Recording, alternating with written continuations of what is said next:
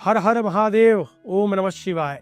मी पंडित विद्यानंद शास्त्री आज आपणास समक्ष आलो आहोत नारायण नागबळी या पूजेबद्दल माहिती देण्याकरिता. आता जर आपण नारायण नागबळीबद्दल विचार केला तर ही विधी 3 दिवसाची विधी असते. त्या विधी करण्याकरिता तुम्हाला त्र्यंबकेश्वर या तीर्थक्षेत्रामध्ये यावं लागतं. आल्यानंतर सर्वप्रथम तुम्ही जेव्हा इथं येतात तुम्हाला राहण्याची सोय पासून तर जेवणाची सोय ही आमच्याद्वारे प्रोव्हाइड केली जाते. आता पहिल्या दिवशी काय होतं तर नारायण बळी होते.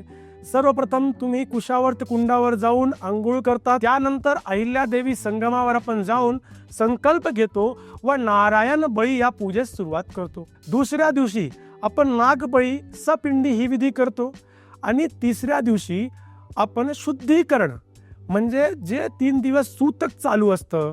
आता प्रश्न पडला असेल का नाही तुम्हाला, सूतक म्हणजे काय? तर नारायण नागबळी ही विधी अंत्यक्रिया विधी सारखीच विधी आहे. म्हणजेच गरुड पुराणमध्ये लिहिलं आहे, जर आपले पूर्वज जे वारले आहेत, अकाली वारले आहेत किंवा त्यांचा जर 10वा 12वा 13वा हे पूर्णपणे पार पाडलेला गेलं नाही व त्यांच्या आत्मेला शांती मिळाली नाही, म्हणून आपण नारायण नागबळी ही विधी करतो. म्हणून जेव्हा आपण ही विधी करत असतो 2 दिवस आपण सूतकमध्ये असतो.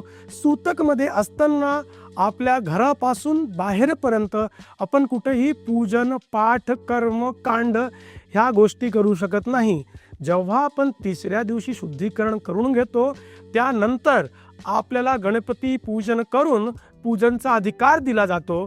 त्या अधिकार नंतरच आपण बाकीच्या गोष्टी करू शकतो.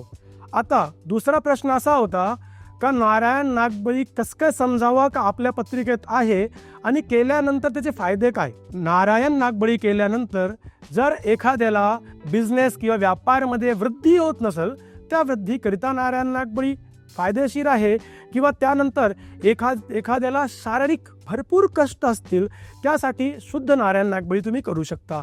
किंवा बहुतांश ज्यांना संतान रत्नची प्राप्ती होत नसते किंवा पुत्र पुत्री या रत्नांची प्राप्ती होत नसते, त्यामध्ये अडथळे निर्माण होतात किंवा लग्नामध्ये अडथळे निर्माण होतात, त्याकरिता सुद्धा तुम्ही नारायण नागबळी करू शकता.